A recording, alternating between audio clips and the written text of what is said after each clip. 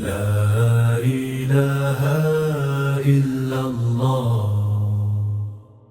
محمد رسول الله لا إله إلا الله محمد رسول الله لا إله إلا الله محمد رسول الله. History often belongs to those who used their advantage to annihilate their enemies. But there is a specific record of a man who held the absolute authority to annihilate those who brutalized him, and he chose a different path. In 619 CE, after losing his closest protectors in Makkah, the Prophet Muhammad traveled 60 miles to the mountain city of Taif. He made this grueling journey seeking sanctuary, hoping his message of monotheism might finally find a receptive audience. The city's leaders responded with open contempt. They rejected his message and ordered a mob to chase him out. Men lined the path, hurling insults and pelting him with stones until his shoes were soaked in his own blood. The physical injuries were severe, but the psychological weight was heavier. He had approached this community with a message of compassion, only to be hunted through the streets as a despised enemy. Years later, his wife Aisha asked if he had ever faced a day more difficult than the Battle of Uhud, a massive military engagement where he was nearly killed. He pointed specifically to this afternoon at Taif. This event establishes a baseline of human vulnerability. When pure intentions are met with calculated cruelty, the default human instinct is a desperate, burning desire for revenge. Bleeding and exhausted, the Prophet finally escaped the mob and found refuge in a quiet grape orchard outside the city. In that isolation, he made a prayer that focused entirely on his own perceived weakness and lack of support. Even in his private distress, he refrained from calling for the destruction of those who had just assaulted him. Looking up into the blinding desert sky, the atmosphere changed. A massive cloud appeared out of nowhere, casting a cooling shadow in the heat.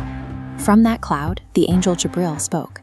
He announced that the heavens had monitored the words of the people of Taif and witnessed exactly how they had reacted to his call.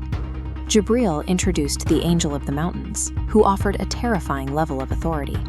Give the command, and he would take the two massive peaks flanking the city and collapse them, crushing Taif and everyone in it. This was the offer of perfect, immediate justice. With a single word, his pain would be avenged, his abusers erased, and the world would consider the retaliation entirely earned. In the span of an hour, the narrative had moved from the absolute lowest point of victimization to the possession of devastating, unquestionable power over the oppressors. The Prophet's response was immediate. He rejected the offer to destroy the mountains and the city beneath them. He looked past the violence of the current generation, telling the angel he hoped their descendants would eventually embrace the truth he had just been denied. He gambled the justice of the present on the potential of the future.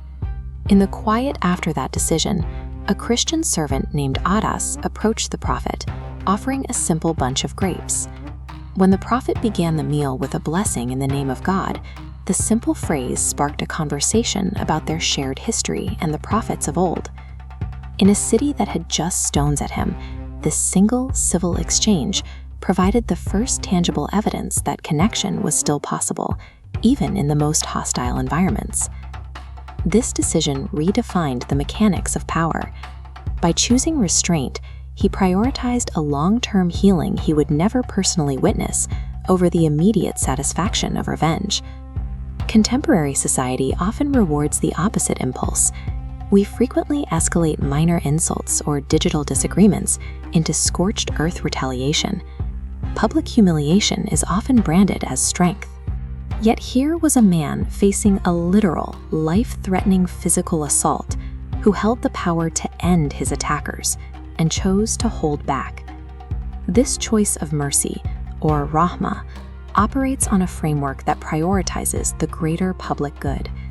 It recognizes that a functional society requires the discipline to withhold punishment, even when it is legally or morally justified. It forces a difficult question. When you are finally handed power over someone who deeply wounded you, what will that power reveal about your own character? The Wounded Walk survives in the historical record because the catastrophic ending everyone expected never arrived. The mountains remained still, leaving a path for a different kind of resolution to take shape. The event at Taif suggests that the most difficult exercise of authority occurs in the moment between the wound and the reaction. Sparing the city proved that mercy is a more effective long-term tool for change than destruction.